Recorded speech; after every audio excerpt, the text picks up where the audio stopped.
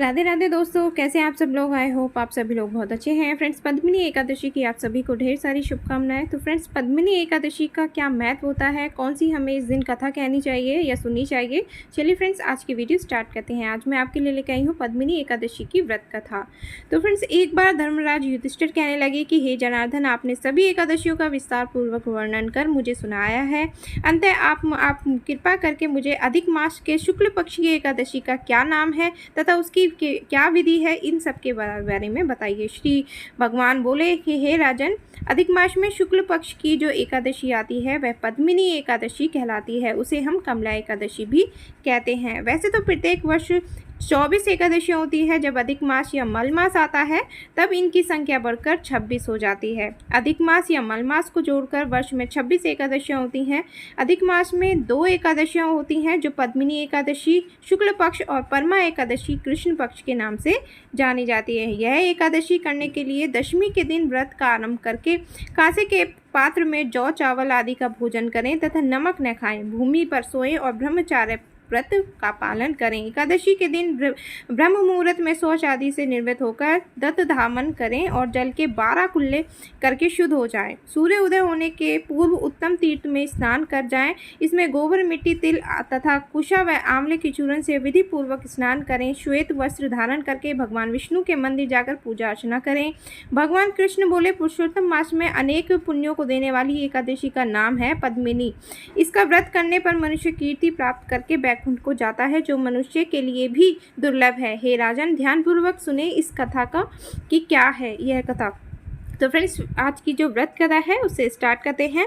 तो पद्मिनी एकादशी का व्रत कथा जो फ्रेंड्स है वो इस प्रकार है। हे मुनिवर, पूर्व काल में त्रेता युग में हेयक नामक राजा के वंश में कृतवीर्य नाम का राजा महिष्मती पुरी में राज्य करता था। उस राजा की 1000 परम प्रिय स्त्रियां थीं, परंतु उनमें से किसी को भी पुत्र नहीं था जो उनके राज्यभार को संभाल सके। देवता, पितृ, सिद्ध और अनेक चिकित्सकों आदि से राजा ने पुत्र प्राप्ति के लिए काफ़ी प्रयत्न किए, लेकिन सब असफल रहे।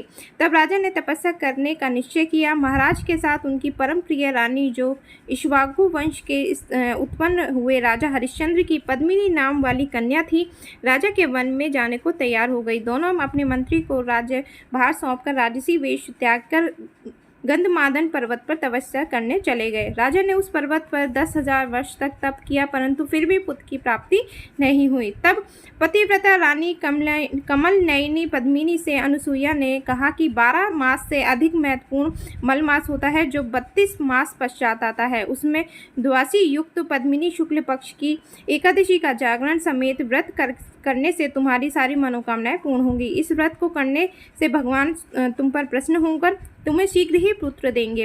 रानी पद्मिनी ने पुत्र प्राप्ति की इच्छा से एकादशी का व्रत किया। वह एकादशी को निराहार रहकर रात्रि जागरण करती। इस व्रत से प्रसन्न होकर भगवान विष्णु ने उन्हें पुत्र की प्राप्ति का वरदान दिया। इसी के प्रभाव से पद्मिनी के घर कीर्तिवीर्य उत्पन्न हुए, जो बलवान थे। उनके समान तीनों लोकों में कोई बलवान नहीं था। तीनों लोकों में भगवान के सिवा उनको जीतने का सामर्थ्य किसी में नहीं था। सो नारद, जिन मनुष्यों ने मल मास शुक्ल पक्ष एकादशी का व्रत किया है, जो संपूर्ण कथा को पढ़ते हैं या सुनते हैं, वे भी यश के भागी होकर विष्णु लोक को प्राप्त होते हैं। तो फ्रेंड्स, ये थी आज की व्रत कथा जो हमें पद्मिनी एकादशी के व्रत में करनी चाहिए। तो फ्रेंड्स, पद्मिनी एकादशी के व्रत में हमें भगवान विष्णु को माता तुलसी के पत्तों की माला अवश्य चढ़ानी चाहिए। माता तुलसी के पत्तों से फ्रेंड्स भगवान विष्णु बहुत अति प्रिय प्रसन्न होते हैं और माता तुलसी भी प्रसन्न होती हैं। उनके घर में लक्ष्मी का वास होता है। तो आप इसको ज़रूर करें जब आप इसका व्रत का पालन करें। तो फ्रेंड्स, वीडियो अच्छी लगी हो तो वीडियो को लाइक करें, शेयर करें और कमेंट करें। श्री हरि विष्णु ज़रूर लिखकर भेजिएगा।